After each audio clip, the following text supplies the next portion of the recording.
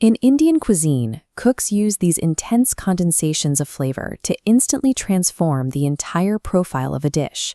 Before modern blenders, home cooks relied on the slow, deliberate friction of a stone silbatata. This manual grinding process carefully extracts natural oils and builds dense layers of taste. Chef Sanjeev Kapoor explains that a high-quality chutney acts as an active multiplier. It begins interacting with the primary ingredients on the plate is added. Think about a standard, quiet bowl of dal and rice. Add a spoonful of freshly made dip, and suddenly that meal wakes up with bright, acidic, and spicy notes. Today, we are going to build your essential toolkit. We will walk through 5 specific profiles: the smoky, the fiery, the sweet and sour, the creamy, and the robust. By understanding how to construct these 5 variations, you will have the exact tool needed to lift any Indian meal or snack you prepare. We start in Bihar with a tomato chutney, known for its comforting, rustic character. Step 1 requires roasting raw tomatoes directly over an open flame. This direct heat caramelizes the natural sugars inside the fruit and infuses the flesh with a deep, distinct smokiness. While a traditional stone mortar and pestle delivers a highly authentic texture, you can run these roasted tomatoes through a standard kitchen grinder and still capture that rich, satisfying profile. Next, we move to the famously fiery momo chutney. This variation leans entirely on a bold trio of ingredients: bright red chilies, sharp raw garlic, and fresh tomatoes. Because a steamed dumpling has a mild, soft exterior, it demands an aggressive, heavily spiced counterpart to balance the bite. This diagram highlights a common blending mistake. Add too much water and you lose the paste's physical utility. It slides right off the dumpling. By strictly limiting moisture, your thick paste will easily survive in an airtight jar for 4 days. Controlling the physical state of your ingredients, whether through the direct fire of the stove or careful moisture management in the blender, allows you to reproduce restaurant-quality results at home. Our third essential is the date and tamarind chutney. It pairs the deep, heavy sweetness of dates with the sharp, acidic tang of tamarind. To build this, both fruits must be simmered down together in a pot until they reduce into a highly concentrated, smooth base. Once you have that thick base, adding secondary dry spices like roasted cumin and red chili powder brings in a necessary layer of earthy warmth to cut through the sugar.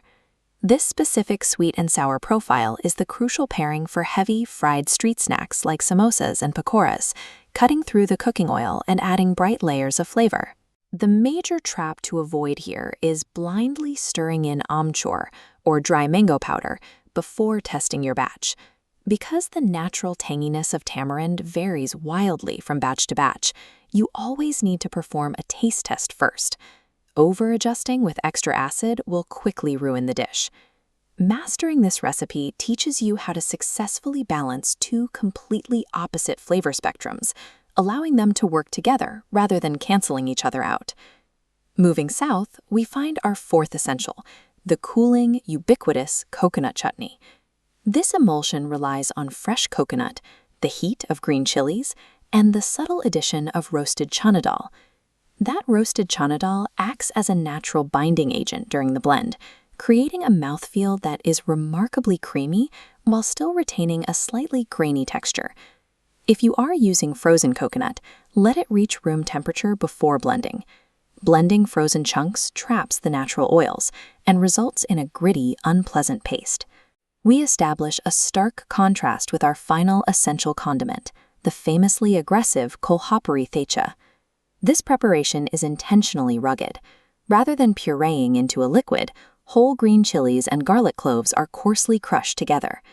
The resulting mixture is so potent and garlic-heavy that it is traditionally served alongside very simple, hot flatbreads, like bakri, to safely absorb the intense heat.